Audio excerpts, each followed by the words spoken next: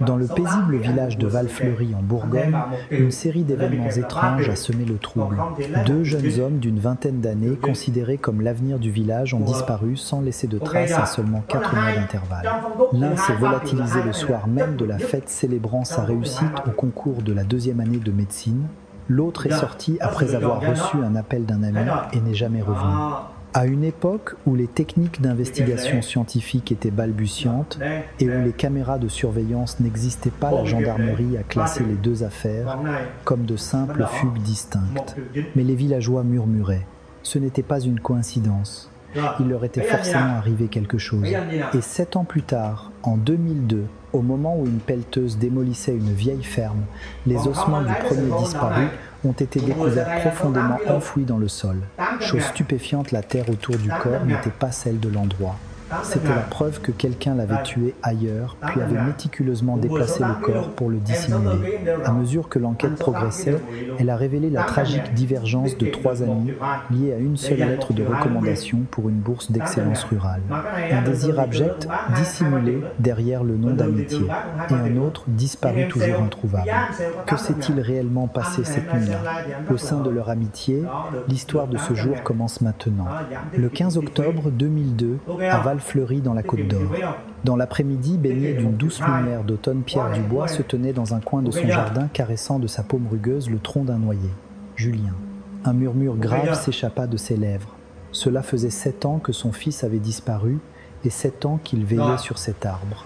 La première notification de réaménagement était arrivée 2 ans plus tôt. Tant que mon fils n'est pas revenu, je ne bouge pas d'ici. Chaque fois que l'employé de la mairie lui présentait les documents, Pierre secouait la tête, répétant cette phrase des dizaines de fois. Les employés finissaient par soupirer et repartir tandis que les villageois, un par un, faisaient leurs bagages et quittaient les lieux. Sur la colline de Valfleury, seule la maison de Pierre Dubois restait isolée. Chérie, l'hôpital a appelé. 3 jours plus tôt, la voix de sa femme Monique tremblait légèrement. C'était un rappel pour les 3 mois de traitement impayés pour sa cirrhose. Pierre avait raccroché et était resté longtemps assis sur le perron avant de se décider cette nuit-là à appeler la mairie. « J'accepte de partir ». Ces quelques mots pesaient une tonne. Après avoir raccroché, Pierre s'était effondré sur le perron, le regard perdu dans le ciel. 10 jours seulement après sa décision, aujourd'hui le bruit strident d'un moteur a troublé le silence de la colline. Une pelleteuse jaune s'est arrêtée devant le jardin en soulevant un nuage de poussière. « Monsieur, c'est dangereux si vous restez là. Veuillez vous écarter un peu. » Un homme qui semblait être le chef de chantier s'approcha de Pierre. Pour toute réponse, Pierre caressa une dernière fois le noyer avant de se diriger lentement sous le vent. Bientôt, le godet de la pelleteuse commença à mordre la terre. Vroom crack bang. Le bruit mécanique emplit le jardin, déchirant la quiétude de l'après-midi. Pendant que la terre était retournée et que les pierres volaient les yeux de Pierre, ne quittaient pas l'emplacement du noyer. Au moment où le godet s'enfonça à environ 1 mètre de profondeur, le vacarme cessa brusquement. « Ah !» Un ouvrier poussa un cri et tomba à la renverse. Les autres se précipitèrent et bientôt des murmures s'élevèrent. « C'est quoi ça ?» On dirait des os. Des os humains, non, le visage de Pierre devint blême. Il quitta l'auvent en titubant et s'approcha de la scène pas à pas.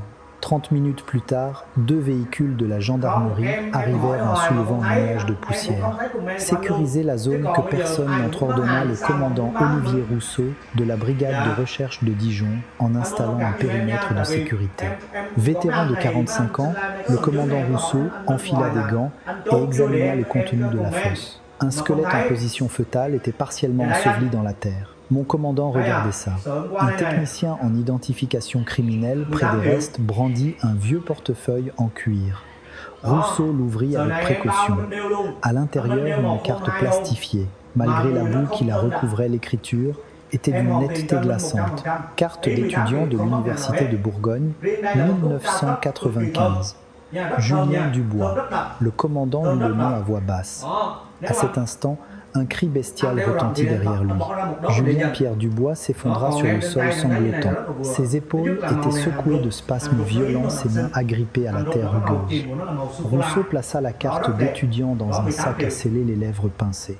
Ce soir-là, les premiers résultats de l'Institut de recherche criminelle de la Gendarmerie nationale IRCGN arrivèrent.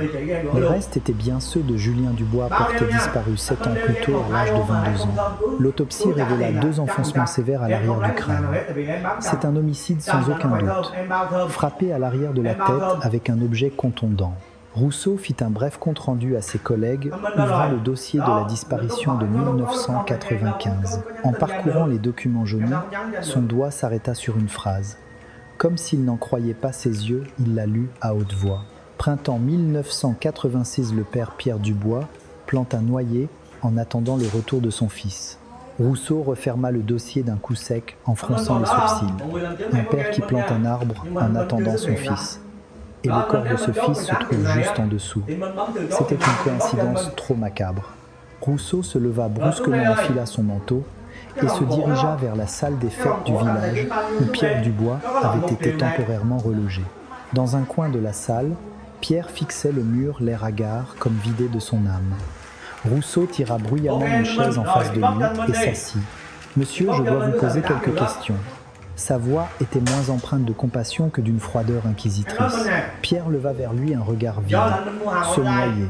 Le rapport dit que vous l'avez planté au printemps 1986. C'est exactement 5 mois après la disparition de votre fils.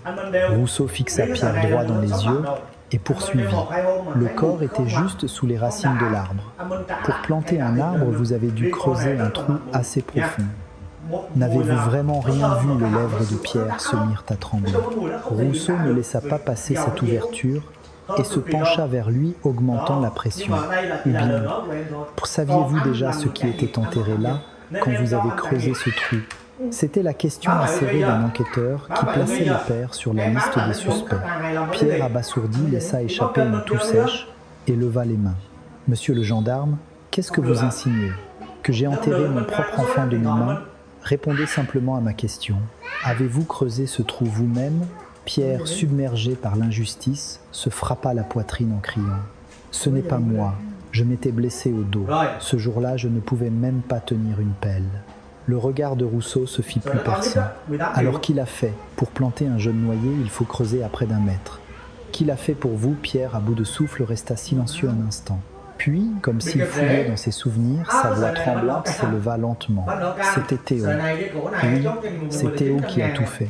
Rousseau sortit un carnet. Théo, quel est son nom de famille? Qui est-ce et où vit-il maintenant? Théo Marchand. C'est l'ami de mon Julien. C'est lui qui a apporté l'arbre et il m'a dit qu'il avait déjà creusé le trou la veille au soir. La pointe du stylo de Rousseau s'immobilisa sur le papier. Il leva la tête et fusilla Pierre du regard pour confirmer. Il a creusé le trou la veille au soir. Vous en êtes certain? Oui, c'est un médecin cet enfant. Il travaille dans un grand hôpital à Paris maintenant. Sans un mot, Rousseau nota le nom dans son carnet. Le stylo appuyait si fort qu'il semblait vouloir déchirer le papier. Théo Marchand. Rousseau referma le carnet d'un coup sec et le glissa dans sa poche. Alors qu'il quittait la salle des fêtes, un crépuscule rouge sang s'étirait longuement derrière sa silhouette. 23 novembre 1995, Val-Fleury. Dans la salle des fêtes du village, le rythme entraînant d'une chanson populaire diffusée par une chaîne hi-fi résonnait jusqu'au plafond. Les aînés du village applaudissaient avec entrain et les verres de vin rouge de la région s'entrechoquaient sans cesse. Un génie est né dans notre village. Un vrai génie, Julien, quand tu seras médecin, tu feras la fierté de Val-Fleury assis, au centre de la salle Julien Dubois, avec le visage rouge comme une tomate bien mûre. Après 3 tentatives, le jeune homme qui avait accompli le miracle de réussir le concours de 2e année de médecine rentré au pays pour les vacances, ne cessait de s'incliner recevant humblement les félicitations des aînés. « Ah Pierre, quelle chance tu as vendre tes bêtes pour financer les études de ton fils, ça a payé. » Pierre, tenant son verre, plein sentait les larmes lui monter aux yeux. À ses côtés, Monique s'essuyait discrètement les yeux avec le coin de son tablier. Pourtant, au milieu de cette atmosphère joyeuse, une seule personne affichait une mine différente. Assis dans un coin, Théo Marchand gardait la bouche fermée, le regard fixé sur son verre. À 24 ans, 2 ans de plus que Julien, il venait une nouvelle fois d'échouer au concours. L'étiquette infamante d'éternel redoublant pesait lourdement sur ses épaules. Théo prend un verre pour fêter ça toi aussi, lui lança un voisin de table, sans tact, en penchant la bouteille.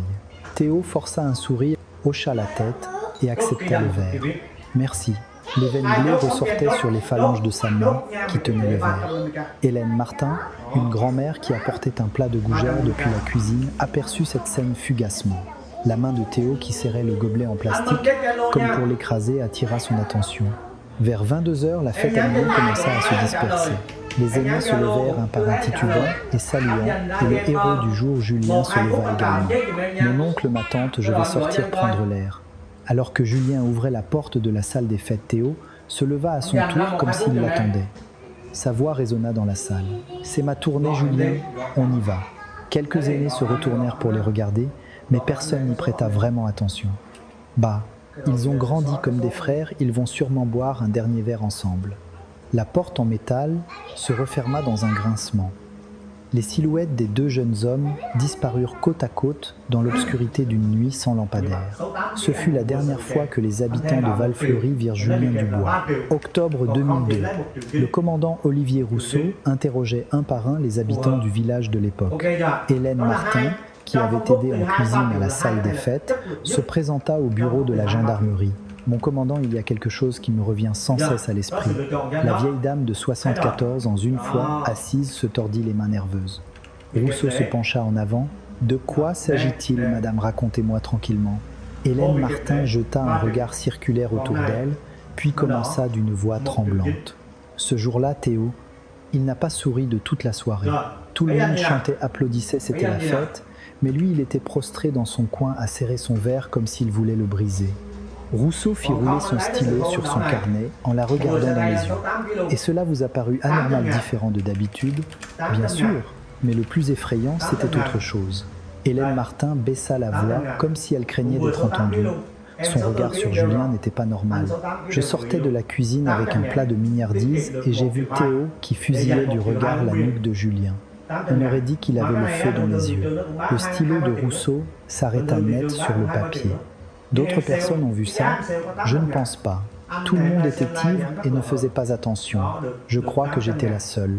Hélène Martin se leva, en ajoutant « Il y a 7 ans, je n'y avais pas prêté attention, mais depuis qu'on a retrouvé les os, ce regard de serpent ne cesse de me hanter. » Après le départ d'Hélène Martin-Rousseau, resta un long moment à contempler ses notes.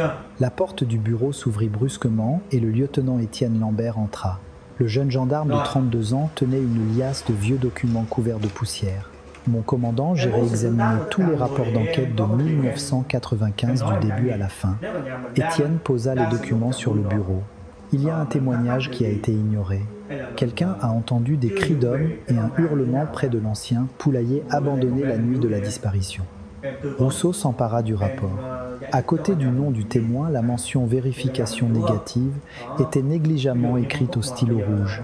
Pourquoi ça a été ignoré? À l'époque, l'enquêteur responsable a conclu à une simple fugue et a jugé que ce n'était pas important. Rousseau reposa le document d'un coup sec. Et ce poulailler, qu'est-ce qu'il est devenu? Il a été rasé, c'est dans la zone de réaménagement. Mais mon commandant, il y a un détail incroyable. Étienne baissa la voix et se pencha vers Rousseau. J'ai vérifié le cadastre. En 1995, ce poulailler appartenait à la famille de Théo Marchand. Les yeux de Rousseau se plissèrent. Il se leva et regarda d'un air féroce par la fenêtre. Où est Théo Marchand en ce moment?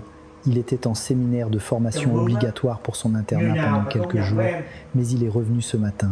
Rousseau se retourna brusquement et ordonna d'une voix brève et sèche « Convoquez-le ».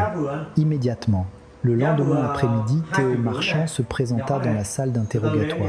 L'interne de 31 ans portait un costume impeccable plutôt qu'une blouse, mais la fatigue marquait ses yeux comme s'il n'avait pas dormi depuis plusieurs nuits. Bien qu'il soit devenu médecin sur le tard, il était le plus brillant de sa promotion, l'image même de l'élite. « Vous m'avez convoqué au sujet de Julien, n'est-ce pas ? J'ai été choqué en apprenant la nouvelle. Le retrouver en squelette après 7 ans. » Assis sur la chaise, Théo croisa les jambes avec une assurance affichée, prenant la parole le premier.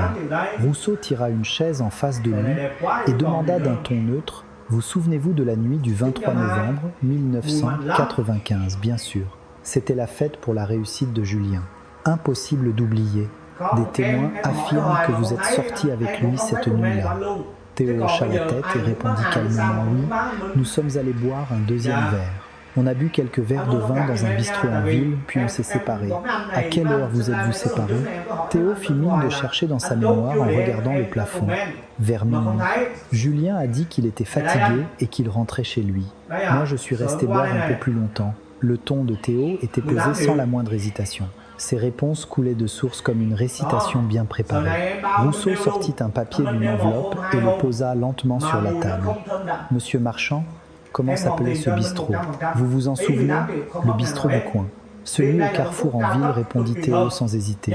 Rousseau tapota le document du doigt avec un sourire en coin. Le bistrot du coin, le regard de Rousseau, se transforma. Monsieur Marchand, le bistrot du coin, a fermé ses portes le 8 novembre 1995. La déclaration de faillite a été déposée 15 jours avant votre fête. L'expression de Théo se figea instantanément. Une fissure visible apparut dans son regard jusqu'alors serein. Qu'est-ce que... Rousseau se pencha agressivement par-dessus le bureau. Le 23 novembre 1995, où étiez-vous exactement avec Julien Dubois, monsieur Marchand? Les doigts de Théo posés sur ses genoux se mirent à trembler légèrement mais frénétiquement. L'alibi de Théo s'étant révélé faux, le commandant Rousseau changea radicalement de direction. Il décida de fouiller le passé de la victime Julien Dubois. Le lieutenant Lambert passa au peigne fin les archives des classes préparatoires de la région de Dijon. Le troisième jour, dans l'entrepôt poussiéreux d'un établissement, il découvrit une liste d'étudiants de 1994. Mon commandant, j'ai trouvé, regardez ça. Lambert étala la liste jaunie sur le bureau. À côté du nom de Julien Dubois, un petit cœur dessiné au crayon à papier attira l'attention. Et juste à côté, un nom clairement écrit « Sophie Girard ». On a retrouvé cette Sophie Girard, elle gère actuellement une petite librairie papeterie pour les étudiants dans le quartier latin à Paris. Rousseau enfila son manteau et se leva. « Allons-y, il faut qu'on la voie en personne ». Le lendemain après-midi à Paris, dans une ruelle étroite du quartier latin, Rousseau et Lambert poussèrent la porte d'une librairie à l'enseigne défraîchie. Une femme assise au comptoir qui somnolait sursauta à leur entrée. Sophie Girard, 28 ans, était mince, les cheveux coupés au carré, et son visage pâle était marqué par une profonde tristesse. Brigade de recherche de la gendarmerie de Dijon. « Vous êtes bien, mademoiselle Sophie Girard ?» Les pupilles de Sophie s'agitèrent d'inquiétude. « Oui, c'est moi. Que se passe-t-il » Rousseau sortit un sac en plastique de sa poche et le posa sur le comptoir. C'était la carte d'étudiant de 1995 tachée de terre. Connaissez-vous Julien Dubois? Au moment où le regard de Sophie se posa sur la carte, son visage devint blanc comme un linge. Ses lèvres se mirent à trembler. Puis, elle porta ses deux mains à son visage. « Oh Julien !» Un sanglot longtemps contenu éclata. Ses frêles épaules étaient secouées de spasmes et ses halètements remplissaient le petit espace du comptoir. Rousseau attendit patiemment. Lambert lui tendit silencieusement quelques mouchoirs. Un long moment plus tard, Sophie releva la tête, les yeux humides. « J'ai vu aux informations qu'on avait retrouvé un squelette en Bourgogne. J'espérais tellement que ce ne soit pas lui. Quelle était votre relation avec Julien Dubois ?» Sophie tamponna ses yeux rougis avec un mouchoir. « On sortait ensemble. En secret pendant 1 an. Personne ne le savait. En secret, pourquoi on ne pouvait le dire à personne? Surtout pas à Théo. Il ne devait absolument pas l'apprendre. » Le regard de Rousseau séduisa. « Théo Marchand, quel est le rapport avec lui ?» Sophie hocha la tête abattue. « Théo m'avait déclaré ses sentiments avant. C'était à l'été 1994. Mais je l'ai repoussé. Pourquoi l'avez-vous repoussé? Je ne ressentais rien pour lui. Et puis, son regard me faisait peur. Il y avait quelque chose d'obsessionnel, ça me glaçait le sang. » Sophie se tordit les mains anxieuse. « Et puis, j'ai rencontré Julien. On était dans la même prépa. Avec Julien, c'était différent. Il était chaleureux pur. C'était quelqu'un de bien.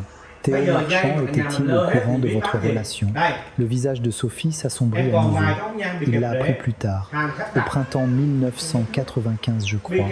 C'est à ce moment-là que j'ai commencé à recevoir des lettres étranges. Des lettres, quel en était le contenu? Hésitante, Sophie se leva. Elle ouvrit un tiroir profond du comptoir et en sortit 3 enveloppes vieilles et jaunies. Je n'ai jamais pu les jeter en 7 ans. J'avais trop peur. Rousseau enfila des gants et prit délicatement les enveloppes.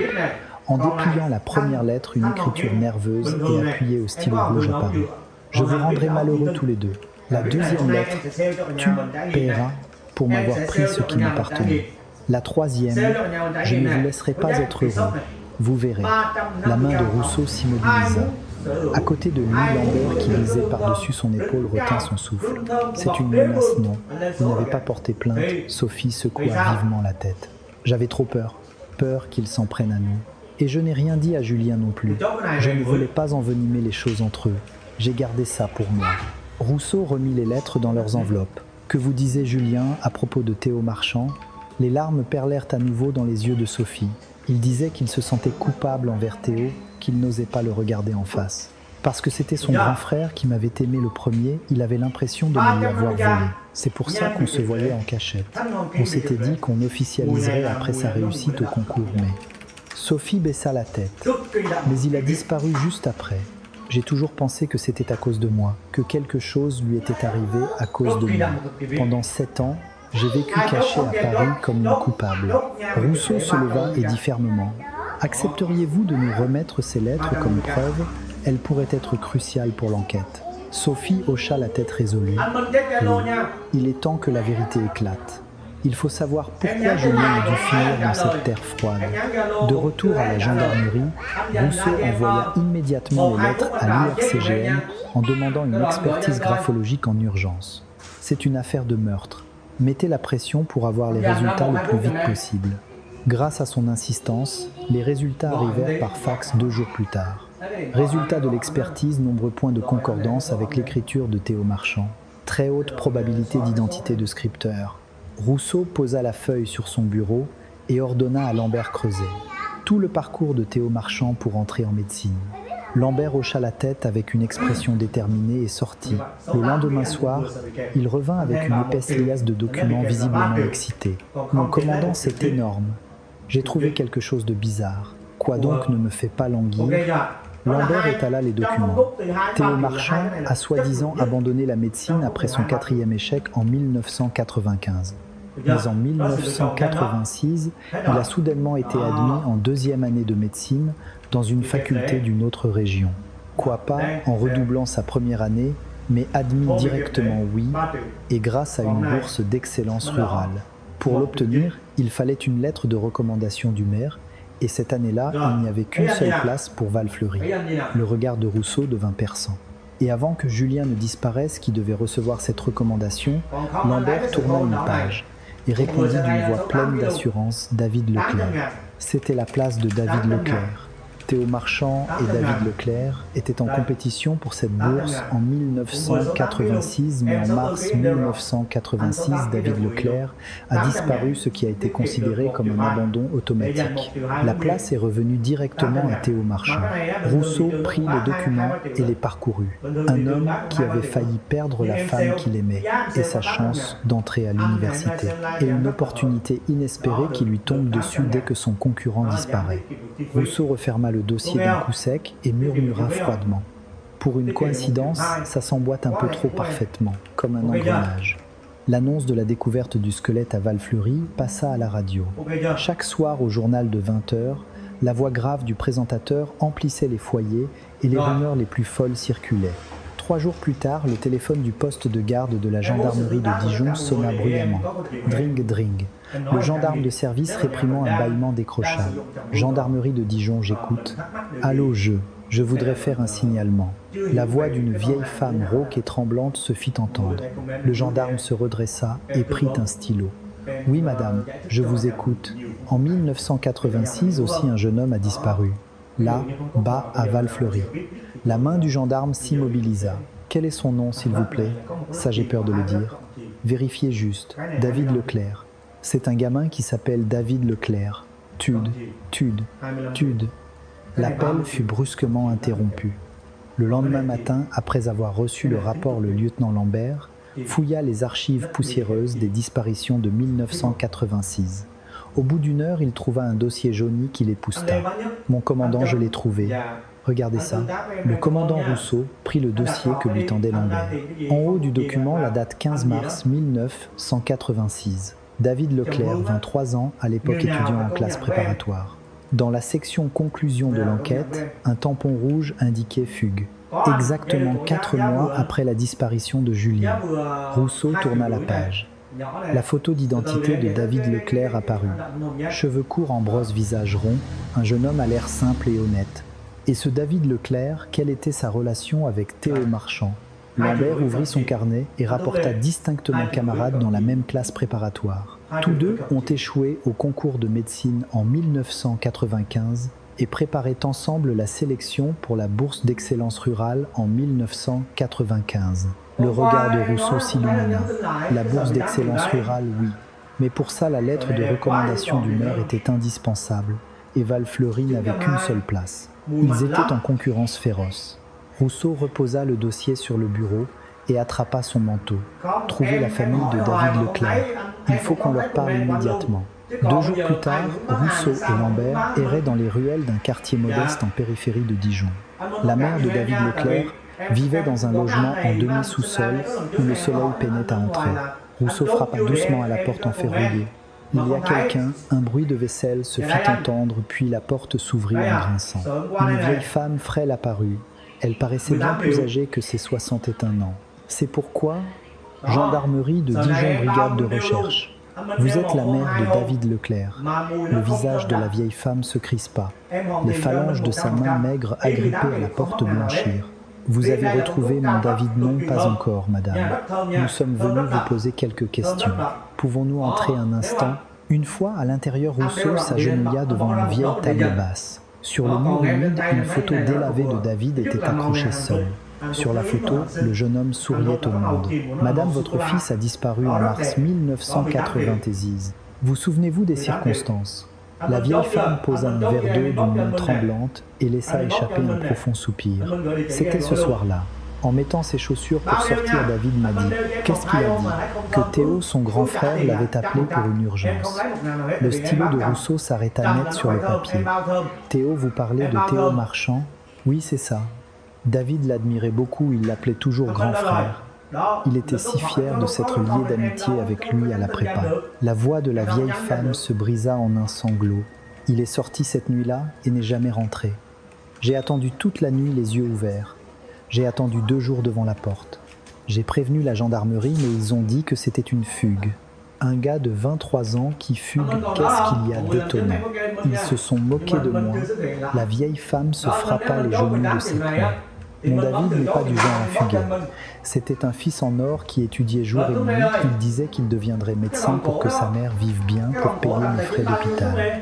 Pourquoi un garçon comme ça fuguerait? Rousseau se pencha en avant et demanda avec précaution « Avez-vous soupçonné Théo Marchand ?» Une flamme s'alluma dans les yeux de la vieille femme. Comment ne pas le soupçonner? Juste après la disparition de David, c'est lui qui est entré en médecine. Avec cette recommandation pour la bourse rurale submergée par l'injustice, la vieille femme frappa la table de sa paume. Ils étaient en compétition. Pour cette unique recommandation, quelques jours avant de disparaître, David m'avait dit que Théo était bizarre ces derniers temps, que son regard était effrayant à glacer le sang. Avez-vous mentionné cela aux gendarmes à l'époque? Les épaules de la vieille femme s'affaissèrent comme un ballon dégonflé. Oui, bien sûr. Je leur ai crié à m'en casser la voix. Mais ils ont dit qu'il n'y avait pas de preuves. Apparemment, Théo Marchand était ailleurs cette nuit-là. Le maire lui a fourni un alibi. Le regard de Rousseau devint acéré. Le maire, qui était-ce? Charles Moreau. C'était le maire de Valfleury à l'époque. Rousseau se leva d'un bond et s'inclina respectueusement. « Madame, est-ce que c'est vous qui avez appelé la gendarmerie il y a quelques jours ?» La vieille femme tourna discrètement la tête vers le mur. Un silence lourd remplit la pièce en guise de réponse. « Merci, nous allons vérifier tout ça et nous vous tiendrons au courant pour votre fils. » De retour à la gendarmerie, Rousseau fit immédiatement rechercher Charles Moreau. L'ancien maire de 68 ans cultivait un potager dans une petite maison à la périphérie de Valfleury. Lorsque Rousseau entra d'un pas décidé dans la cour, Moreau posa sa houe et se redressa sur la défensive. « Qui êtes-vous? Que voulez-vous, commandant Olivier Rousseau de la gendarmerie ?»« Monsieur Moreau, vous souvenez-vous où était Théo Marchand dans la nuit du 15 mars 1986 ?» Le visage de Moreau se figea. Pourquoi ça remuait de vieilles histoires? On m'a dit que vous aviez fourni un alibi à Monsieur Marchand cette nuit-là. Moreau se racla la gorge et détourna le regard. Il essuya ses mains terreuses sur son pantalon et commença. Ce soir-là, Théo est venu chez moi. De 22h jusqu'au petit matin, on a bu du vin ensemble. Vraiment, vous en êtes certain? Les pupilles de Moreau s'agitèrent. Rousseau fit un pas de plus vers lui et le pressa d'une voix basse et grave. « Monsieur, le faux témoignage est un crime grave. Et nous enquêtons actuellement sur une affaire de meurtre. Ce n'est pas parce que ça date de 7 ans que vous pouvez vous en tirer à la légère. » Un lourd silence s'installa. Des perles de sueur froide se formèrent sur le front de Moreau. « Dites la vérité. Théo Marchand était-il vraiment chez vous cette nuit-là ?» Moreau laissa échapper un long soupir, comme si la terre allait s'effondrer. La main qui tenait la houe se mit à trembler. « Non. Alors pourquoi avez-vous menti ? Avez-vous trompé la justice ?» Moreau baissa la tête abattue. « J'avais une dette envers le père de Théo, le prix de 2 parcelles de vigne. S'il m'avait demandé de rembourser, j'aurais perdu ma maison. Comment aurais-je pu refuser de lui fournir un alibi ?» Rousseau referma son carnet d'un coup sec et demanda sèchement. « Et la lettre de recommandation pour la bourse, c'est pour ça que vous l'avez donnée à Théo Marchand, dès que David Leclerc a disparu. » Sans répondre, Moreau hocha la tête tel un coupable. Dans la voiture qui les ramenait, Rousseau donna un ordre bref à Lambert. « Vérifie l'emplacement de l'ancien verger de la famille Marchand. Le verger, mon commandant David Leclerc, et peut être enterré là-bas. » 2 jours plus tard, une imposante pelleteuse entra dans le verger, abandonné à la périphérie de Val-Fleury. Des dizaines de gendarmes bouclèrent le périmètre et les travaux d'excavation commencèrent. Apprenant la nouvelle, la mère de David Leclerc accourut sur les lieux. La vieille femme se tenait derrière le périmètre de sécurité, jaune, les mains jointes en prière, criant à s'en déchirer la voix. « David, maman est là, maman est là. Réponds-moi, je t'en supplie. » Pendant 3 jours, la pelleteuse creusa le sol du verger comme une bête féroce. Des monticules de terre rouge s'accumulèrent et le trou béant devint bien plus profond qu'un homme. Mais à part des nuages de poussière, aucune trace de David Leclerc, pas même un cheveu ne fut retrouvé. « Mon commandant, on continue. Si on creuse encore, on va tomber sur la nappe phréatique. » Le lieutenant Lambert, le visage couvert de terre, s'essuya le front en demandant. Le commandant Rousseau contempla le trou vide avec un sentiment d'impuissance et serra les dents. On arrête. De l'autre côté du périmètre, la mère de David Leclerc, qui avait veillé jour et nuit, s'effondra à genoux. Un cri de désespoir semblable au hurlement d'un animal s'échappa de sa bouche. « David, mon enfant, où es-tu, maman est là ? Réponds-moi, témoin de cette scène déchirante. » Le poing de Rousseau se mit à trembler. Le lendemain matin, un homme en costume impeccable poussa la porte de la brigade de recherche. C'était l'avocat expérimenté, la cinquantaine engagée par Théo Marchand. « Commandant Rousseau, mon client, est actuellement victime d'une grave diffamation. » L'avocat sortit une liasse de documents de sa mallette et la posa sur la table. Accuser sans preuve un notable local et un médecin respecté d'être un tueur en série, c'est inacceptable. Il a été prouvé que la disparition de David Leclerc n'a aucun lien avec mon client. « N'est-ce pas, Rousseau ?» Les bras croisés, répondit froidement. « Nous avons le témoignage de la mère de David Leclerc qui affirme que son fils sortit pour rencontrer Théo Marchand en urgence la nuit de sa disparition. » Un témoignage. Vous parlez de cette vieille dame. L'avocat laissa échapper un rire méprisant. Je comprends tout à fait le désir d'une mère en deuil de vouloir accuser quelqu'un. Mais devant un tribunal, est-ce que ça vaut comme preuve ? Il faut savoir distinguer l'imagination des faits. L'avocat se leva et toisa Rousseau. Pas de corps, pas de preuves matérielles, pas de témoins. Si vous persistez à mener cette enquête de manière abusive, nous ne resterons pas les bras croisés. Attendez-vous à perdre votre poste pour abus de pouvoir. L'avocat sortit et la porte claqua. Rousseau fixa la porte fermée pendant un long moment, puis s'affala sur sa chaise.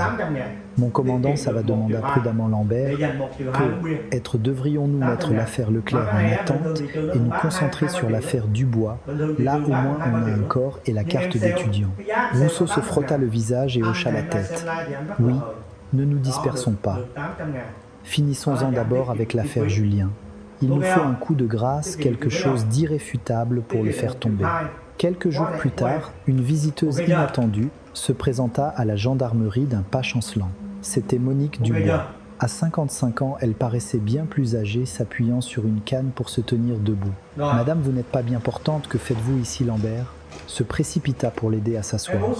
Monique peinait à reprendre son souffle, son ventre gonflé par la cirrhose, se soulevant difficilement. « Commandant, je suis venu vous dire quelque chose. Il faut que je le dise avant de mourir. » Rousseau s'assit tout près d'elle.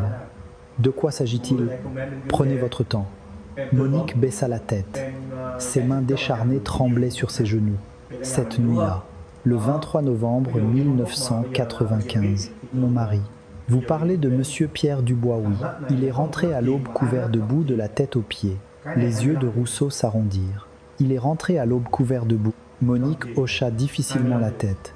Après la fête, mon mari était ivre et est rentré le premier. Moi, je suis resté pour aider à ranger la salle. Mais en me réveillant pendant la nuit, je l'ai vu dans la cuisine en train de se changer. Le pantalon de costume qu'il portait était complètement maculé de boue. Qu'est-ce qu'il vous a dit à ce moment-là ? Je lui ai demandé surprise ce qui s'était passé. Mais il m'a juste dit qu'il était tombé dans un fossé, que ce n'était rien, et il s'est énervé avant d'aller se coucher.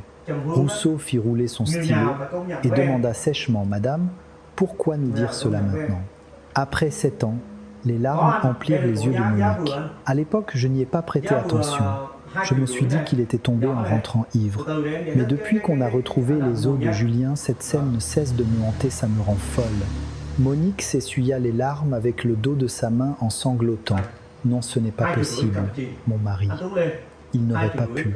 Mon mari n'aurait pas pu faire ça à mon fils. Non. Rousseau la fixa intensément. Quelque chose clochait. Un souvenir enfoui pendant 7 ans qui resurgissait soudainement avec autant de détails, ce n'était pas net.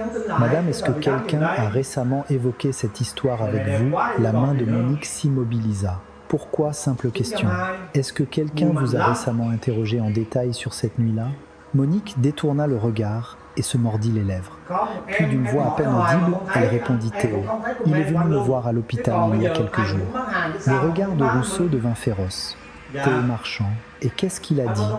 Il est venu avec une corbeille de fruits, il m'a réconforté. Et puis, Monique s'arrêta et déglutit. Et puis, s'il vous plaît, soyez précise. Il m'a demandé si mon mari n'était pas rentré tard cette nuit-là, d'une manière très étrange. Rousseau se pencha en avant, se rapprochant. Étrange, c'est, à dire, comme s'il savait quelque chose. Madame Dubois, votre mari, n'est-il pas rentré à l'aube couvert de boue ? Quand il m'a demandé ça, j'ai eu un frisson. Je lui ai demandé comment il savait ça, mais il a juste souri en disant qu'il était curieux. Le visage de Monique devint pâle de terreur. Depuis, j'ai commencé à soupçonner mon mari. Je me dis que Théo a peu être raison, et en même temps, je me dis que je deviens folle. Rousseau se leva d'un bond. « Madame, vous nous avez donné une information capitale. Le lieutenant Lambert va vous raccompagner. Rentrez vous reposer. » Après le départ de Monique, Lambert s'approcha l'air grave. « Mon commandant, vous ne pensez pas que Pierre Dubois pourrait vraiment être le coupable ? Un coup de folie sous l'emprise de l'alcool. » Rousseau secoua vivement la tête. « Non, c'est un coup monté de Théo Marchand. »« Quoi ? Qu'est-ce que vous voulez dire ? » Rousseau fixa l'extérieur menaçant. Monique Dubois ne s'est pas soudainement souvenu de ce qui s'est passé il y a 7 ans. Théo, sous prétexte de lui rendre visite, lui a délibérément implanté ce souvenir, comme une sorte d'hypnose. Mais pourquoi ferait-il ça ? Pour faire porter le chapeau au père. Pour que la femme accuse son propre mari. Le poing de Rousseau se serra au point de blanchir. C'est un individu d'une perversité rare. Pendant 7 ans, il a joué le rôle du grand frère bienveillant, gagnant la confiance de la famille, et maintenant qu'il est acculé, il essaie de faire passer le père pour un monstre infanticide. Rousseau se tourna vers Lambert et cria « Appelle l'IRCGN » immédiatement.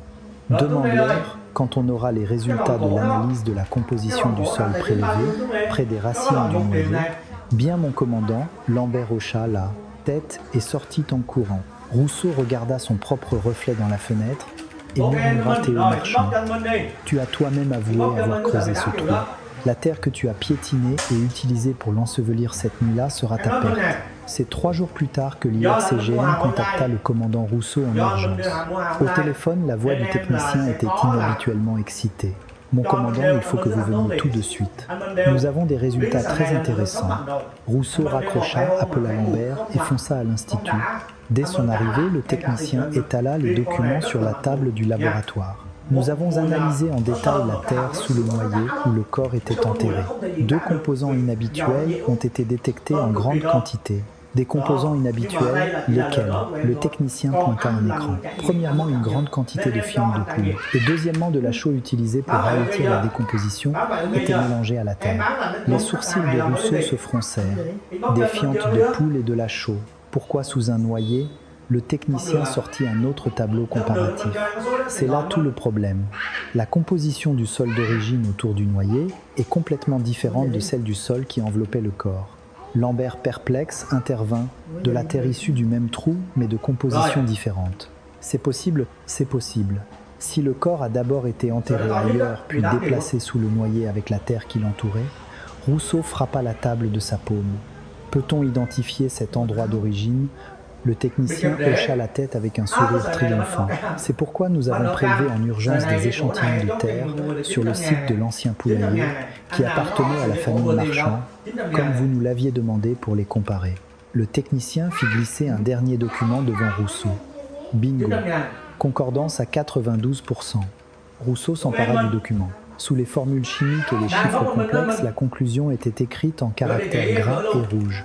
Taux de concordance entre la composition du sol entourant le corps et celle du sol de l'ancien poulailler 92%. Rousseau reposa le document et gronda sourdement. Il l'a tué au poulailler, l'a enterré là, bas, puis l'a déplacé au moment de planter le noyer. Quel individu méticuleux!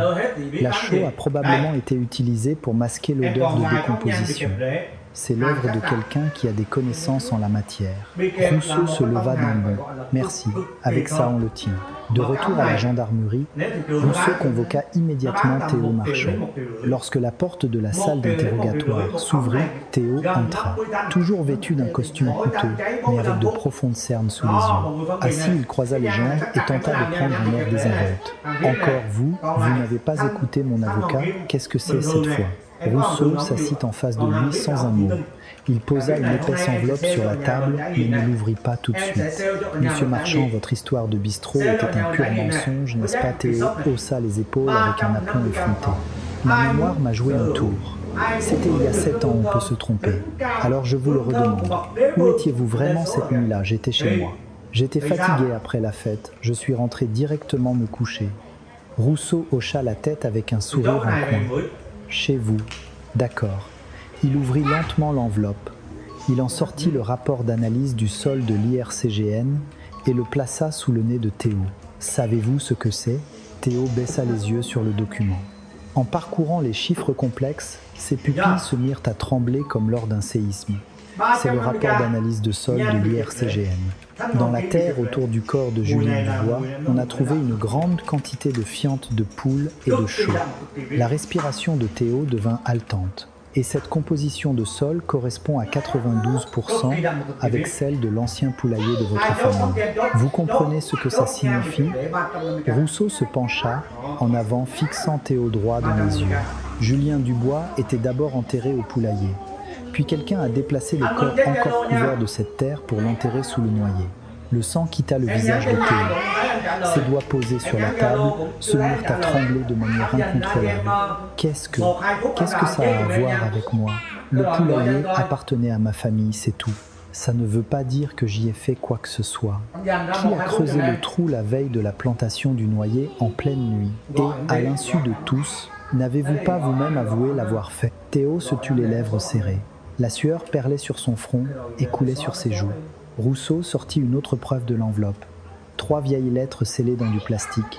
Et ça vous rappelle quelque chose. Au moment où le regard de Théo se posa sur les lettres, son visage se figea livide. Rousseau déplia ostensiblement la première lettre et la lut. « Je vous rendrai malheureux tous les deux. » Puis la deuxième, « Tu payeras pour m'avoir pris ce qui m'appartenait. » Il jeta la lettre sur la table, portant le coup de grâce. Sophie Girard les a conservées précieusement pendant 7 ans. L'expertise graphologique conclut à une correspondance de 99% avec votre écriture. Vous ne pouvez plus nier. Les mains de Théo sur ses genoux tremblaient violemment. On aurait dit qu'on entendait sa carapace mentale se fissurer. Nous avons le mobile, la preuve matérielle et les preuves circonstancielles du déplacement du corps. La terre du poulailler vous désigne comme le coupable. Rousseau tapota la table de son index en grondant sourdement. Maintenant avouez. Que s'est-il passé cette nuit-là ? Théo baissa la tête. Un silence de plomb s'abattit sur la salle. Un long moment plus tard, Théo ouvrit la bouche d'une voix brisée. C'était un accident. Un accident, cette nuit-là, je me suis disputé avec Julien. À cause de Sophie, dans un accès de colère, je l'ai poussé et il est tombé sa tête à heurter une pierre. Théo releva la tête, les yeux humides. Je ne l'ai pas tué intentionnellement, je le jure. Je l'ai juste poussé. Il n'a pas eu de chance en tombant, c'est tout. Rousseau ricana et sortit le rapport d'autopsie. Voici le rapport d'autopsie de Julien Dubois. 2 enfoncements distincts à l'arrière du crâne. Rousseau brandit le rapport sous les yeux de Théo. On tombe une fois et on a 2 enfoncements à l'arrière du crâne. Ce n'est pas une chute, c'est un acharnement sur quelqu'un qui est déjà à terre pour être sûr qu'il est mort. Le visage de Théo se tordit de rage. Non, ce n'est pas vrai. Rousseau frappa la table du poing en hurlant. Est-ce que vous appelez ça un accident? C'est un meurtre, un pur et simple meurtre. Les épaules de Théo s'affaissèrent. Il cacha son visage dans ses mains tremblantes, laissant échapper un gémissement bestial. Rousseau appuya sur le bouton de l'enregistreur posé sur la table. La lumière rouge s'alluma. Reprenez depuis le début et dites la vérité. Que s'est-il passé au poulailler dans la nuit du 23 novembre 1995 ? Théo commença à parler d'une voix tremblante comme un murmure.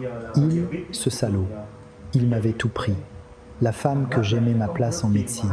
Tout était pour lui. Le silence pesant de la salle d'interrogatoire fut rompu par les lèvres sèches de Théo qui s'entr'ouvrirent lentement. Olivier Rousseau vérifia que l'enregistreur tournait bien et s'adossa à sa chaise. J'ai vu Sophie pour la première fois à l'été 1994. Théo, les mains menottées entre les genoux, gardait la tête basse. On s'est croisés par hasard dans un couloir de la prépa. Je n'arrivais pas à la quitter des yeux. C'était la première fois pour moi, la première fois que j'aimais quelqu'un à ce point. Rousseau, les bras croisés, le fixait, sans un mot n'écoutant que sa confession. La voix de Théo se chargea d'un regret teinté de larmes. J'ai pris mon courage à 2 mains pour lui avouer mes sentiments. J'y avais mis tout mon cœur. Mais elle m'a repoussé. Elle m'a dit qu'elle ne ressentait rien pour moi. Les épaules de Théo étaient secouées de légers tremblements. Et peu de temps après, j'ai appris que Sophie sortait avec Julien de toutes les personnes possibles. Théo serra les dents, faisant saillir les muscles de sa mâchoire. Un jour après avoir bu, Julien m'a dit « Grand frère, je suis amoureux. Mais j'ai honte de te le dire. J'ai tout de suite compris. J'ai su que c'était Sophie. C'est pour ça que vous avez envoyé les lettres de menace ?» demanda froidement Rousseau.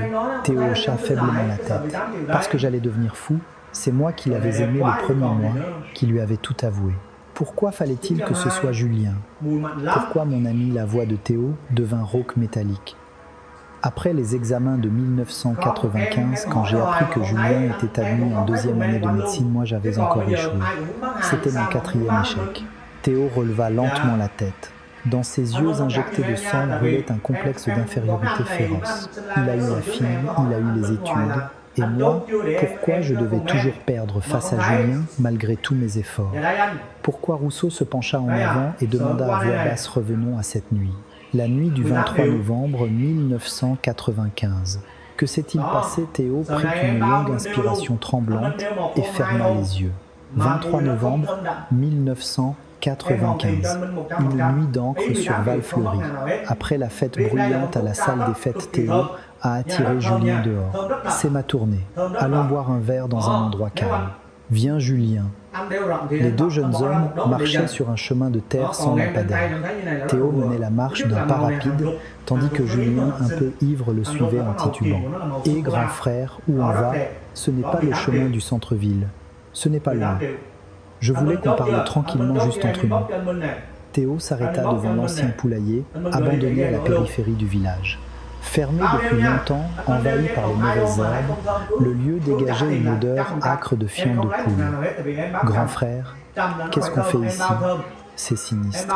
Une angoisse instinctive se glissa dans la voix de Julien. Théo se retourna lentement. Dans l'obscurité seule, ses yeux brillaient comme ceux d'une bête. « Tu connais Sophie, n'est-ce pas quoi, Sophie ? Dis-le. Ne fais pas l'innocent, c'est dégoûtant. » Le visage de Julien se figea. « Grand frère, écoute. Tu me l'as prise, la femme que j'aimais. Je lui avais dit en premier, et tu me l'as volée.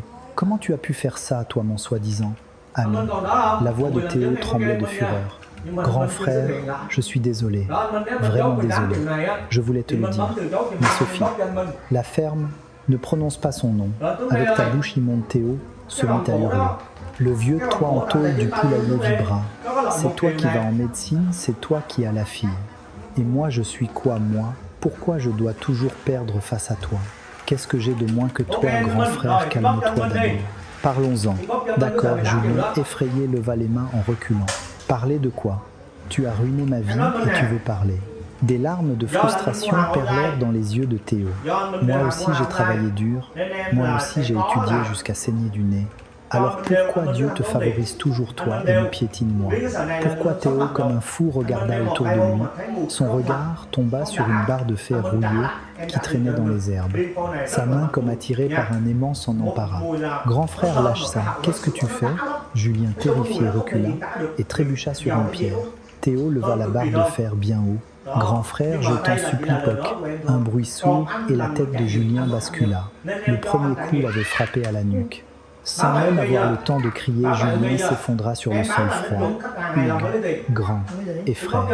Julien, d'une main tremblante, tenta de se relever en s'appuyant sur le sol.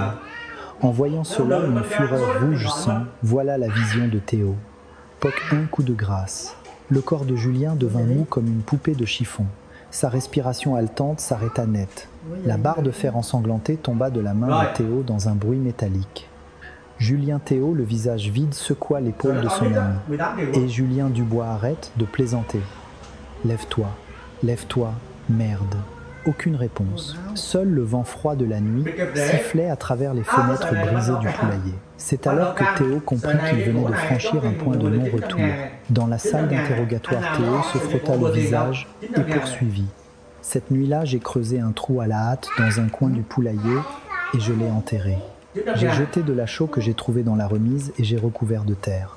Pour l'odeur, et après, ce n'était pas fini, n'est-ce pas, insista Rousseau. Théo se mordit la lèvre. Pendant quelques mois, il ne s'est rien passé. Mais ensuite, une rumeur a commencé à circuler, le terrain du poulailler allait être réaménagé. Si les travaux commençaient, ce n'était qu'une question de temps avant que le corps ne soit découvert. La voix de Théo était empreinte de terreur. Il fallait que je le déplace. Si on me découvrait, ma vie était finie. Mon inscription en médecine serait annulée. Et c'est là que vous avez utilisé le noyer. En trompant le père, Théo hocha la tête torturée. Je suis allé voir le père de Julien. Je lui ai suggéré de planter un arbre en souvenir en attendant son retour. Comme Julien aimait les nids, un noyer serait parfait. Un sourire tordu se dessina sur les lèvres de Théo. Son père était si content. Il avait les larmes aux yeux, il disait qu'il attendrait le retour de son fils en regardant cet arbre. Le poing de Rousseau tremblait. Il avait l'impression de sonder les abysses de la cruauté humaine. J'ai proposé de creuser le trou la veille de la plantation. Tonton, votre dos est fragile, laissez-moi faire. Théo laissa échapper un rire plein d'autodérision. Cette nuit-là, après que le couple se soit endormi, j'ai couru au poulailler et j'ai déterré le corps. En supportant l'odeur de décomposition, je l'ai transporté dans une brouette et je l'ai déposé au fond du trou. Et le lendemain, vous avez laissé le père planter l'arbre par-dessus. De grosses larmes coulèrent des yeux de Théo tombant sur ses menottes. Tonton a planté l'arbre avec tant de soin. De ses propres mains, il a recouvert de terre le corps de son fils et il m'a remercié. Merci Théo. Grâce à toi, j'ai la force d'attendre notre Julien. Vraiment merci. Théo cacha son visage dans ses mains et se mit à sangloter. 7 ans. Pendant 7 ans, j'ai regardé cet arbre grandir. En voyant tonton l'arroser, le nourrir, le caresser chaque jour sans savoir que Julien était juste en dessous. La salle d'interrogatoire n'était plus remplie que des sanglots bestiaux de Théo. Rousseau, réprimant une colère bouillonnante, le toisa d'un regard glacial. Un long moment plus tard, il demanda à voix basse « Et David Leclerc, que lui est-il arrivé ?» Les sanglots de Théo cessèrent comme par magie. Il releva son visage humide et fixa Rousseau droit dans les yeux. « Je ne sais pas, vous ne savez pas. C'était votre concurrent pour la bourse et il est sorti vous voir la nuit de sa disparition. » Théo secoua la tête et dit fermement « David Leclerc n'a rien à voir avec moi. Je n'ai fait que ce que j'ai avoué pour Julien. Je le jure, je ne sais rien à propos de David. » Rousseau plongea son regard dans celui de Théo. Ce n'était plus le regard d'un homme qui sanglotait un instant plus tôt. C'était un regard froid, impassible. « Vraiment, vous ne le regretterez pas. Oui, je ne sais vraiment rien pour David Leclerc. » Rousseau fixa Théo pendant un long moment, puis éteignit silencieusement l'enregistreur. Clic, mai 2003, cour d'assises de Dijon. La salle d'audience était bondée. Des habitants de Val-Fleury aux journalistes venus de Paris, tous retenaient leur souffle et les yeux rivés sur le banc des juges. Au premier rang, Pierre et Monique Dubois, amaigris, se tenaient la main. L'accusé Théo Marchand a le 23 novembre 1995 attiré la victime Julien Dubois dans un poulailler abandonné et lui a ôté la vie en le frappant à 2 reprises avec une barre de fer. La voix du président, neutre et solennelle, résonna dans le tribunal. De plus, après avoir dissimulé le corps dans le poulailler, il l'a déplacé au printemps 1986 dans le jardin de la victime, trompant ainsi les parents de cette dernière pendant 7 ans pour éviter que son crime ne soit découvert. Il s'agit d'un acte immoral dépourvu de la moindre conscience humaine. Le président ajusta ses lunettes et tourna la page du verdict. L'air dans la salle était électrique. Par ces motifs, la Cour condamne l'accusé à la réclusion criminelle à perpétuité. À l'énoncé du verdict, Pierre se frappa la poitrine de son poing rugueux. Une digue de chagrin céda et un cri bestial s'échappa de sa bouche. « Ah, Julien, mon pauvre enfant, qu'est-ce qu'on va faire ?» À ses côtés, Monique s'agrippa à son bras en sanglotant. Les épaules des 2 vieillards étaient secouées par la même vague de douleur. Les gardes firent relever brutalement Théo qui se tenait là hébété. Les mains menottées, il fut traîné dehors la tête basse. « Espèce de monstre, rends-moi mon fils !» Soudain, un cri déchirant retentit du fond de la salle. C'était la mère de David Leclerc. La vieille femme s'était levée d'un bond et hurlait en pointant un doigt accusateur vers Théo qu'on emmenait. « Où est David ? Tu te tais pour te sauver, c'est ça ? Où as-tu enterré mon fils ?» Parle des gardes se précipitèrent pour maîtriser la vieille femme en pleine crise. Théo, sous une pluie d'injures, quitta le tribunal sans un regard en arrière. La mère de David Leclerc s'effondra sur le sol froid, sanglotant. « David, pardonne-moi maman. Maman te retrouvera, je te le promets. » Une semaine plus tard, Val Fleury. Une berline noire s'arrêta dans un nuage de poussière. Le commandant Rousseau descendit et contempla le terrain vague. Le réaménagement avait commencé et les maisons, les souvenirs, tout avait été rasé. Il ne restait rien. Le noyer théâtre du drame, la maison de pierre, la salle des fêtes, plus aucune trace. Tout est devenu un désert. Seule la poussière jaune volait dans le vent froid du printemps. Rousseau s'avança lentement sur le terrain. À l'endroit où se trouvait le noyer, un piquet d'arpentage avec un ruban rouge était planté. Rousseau s'arrêta devant le regard perdu dans le vide comme s'il caressait l'arbre invisible. « 7 ans, tu es resté ici dans cette terre froide. » Son murmure se perdit dans le vent. Il sortit une cigarette de sa poche, mais au moment de l'allumer, il la rangea avec une expression amère. « Les Dubois sont partis hier, paraît-il. » La voix du lieutenant Lambert se fit entendre derrière lui. Sans se retourner, Rousseau demanda d'un ton neutre « Où ça ?» chez des parents en Auvergne. En partant, ils ont dit aux voisins. Lambert s'interrompit, puis reprit d'une voix lourde qu'ils ne planteraient plus jamais d'arbres comme un noyer dans leur jardin. Plus jamais. Rousseau ferma les yeux. L'arbre planté dans l'attente du fils était en réalité sa pierre tombale. Il imaginait la silhouette du vieux couple partant avec ce souvenir cruel. Théo Marchand est en prison, personne ne vient le voir. Ses parents ont dit qu'il coupait les ponts. Sa licence de médecin a bien sûr été révoquée. Il ne portera plus jamais de blouse blanche. Rousseau hocha la tête et laissa échapper un profond soupir. Oui, l'affaire Julien est terminée. Lambert se plaça à ses côtés, regardant le terrain vague. Mon commandant, et pour David Leclerc, ça va rester comme ça. Le front de Rousseau se plissa. Pas de corps. Marchand tout en bloc. Sans corps, on ne peut même pas l'inculper pour meurtre. Alors ça va rester un cold case pour toujours. Rousseau secoua vivement la tête. On ne l'enterre pas, on le met de côté pour un temps. Il sortit un vieux carnet de sa poche intérieure. Sur la couverture usée, écrit au stylo noir « Disparition David Leclerc. Un jour on la résoudra. Je la retrouverai avant de prendre ma retraite. Oui, mon commandant. Je n'abandonnerai pas non plus. » Automne 2003, un cimetière de campagne paisible. Le commandant Rousseau se tenait devant une petite tombe. Sur la stèle gravée, « Ici repose Julien Dubois », un bouquet de chrysanthèmes blancs était posé. Rousseau sortit un petit sac en plastique de sa poche. À l'intérieur, une vieille carte d'étudiant tachée de terre. « Julien, ça c'est à toi. Reprends-la maintenant. » Rousseau la posa délicatement devant la stèle. « C'est plus précieux qu'un diplôme. Maintenant, tu as vraiment retrouvé ta place. » Le vent d'automne se leva menaçant d'emporter la carte. Rousseau la fixa rapidement avec une petite pierre. « Là où tu es ne souffre plus, repose en paix. » À cet instant, une femme apparut sur le sentier derrière la tombe. C'était Sophie Girard, vêtue d'une robe noire. Tenant fermement un bouquet de fleurs, elle s'approcha. Leurs regards se croisèrent et elle esquissa un léger sourire. « Vous êtes là, commandant. Mademoiselle Girard, vous aussi. Sophie s'inclina respectueusement. Je viendrai chaque année, le 23 novembre, et les jours de beau temps comme aujourd'hui. Elle déposa son bouquet devant la stèle. S'agenouillant, elle joignit les mains et ferma les yeux. Julien, je suis désolée d'avoir mis si longtemps. Ses frêles épaules tremblaient légèrement. Je suis enfin là. Il m'a fallu 7 ans pour venir te voir. Je suis vraiment désolée. Pour ne pas la déranger, Rousseau recula discrètement. Sur la silhouette solitaire de Sophie, contemplant la tombe de douce lumière du soleil d'automne, s'étirait longuement. Bureau de la brigade de recherche de Dijon. Le commandant Olivier Rousseau ouvrit le tiroir de son bureau. Parmi les nombreux dossiers, il attrapa celui de la disparition David Leclerc.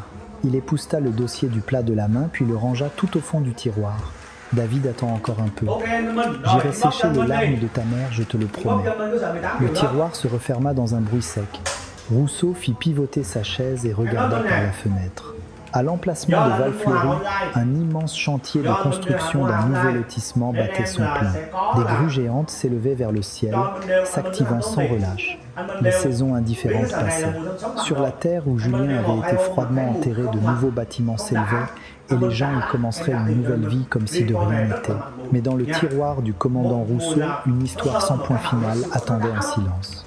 David Leclerc. Le jeune homme sortit voir un ami dans la nuit du 15 mars 1986 et qui n'est jamais revenu. Une affaire fantôme sans corps, sans preuve, sans témoin. Ce dossier jauni par le temps attendant le jour où la vérité éclaterait, gardait les yeux ouverts dans l'obscurité. Merci d'avoir suivi cette histoire jusqu'au bout. Si vous laissez un petit commentaire pour dire que vous avez apprécié cela, me motivera énormément. J'espère que votre journée sera empreinte de lumière et de sérénité. N'oubliez pas de vous abonner et de laisser un j'aime. Merci.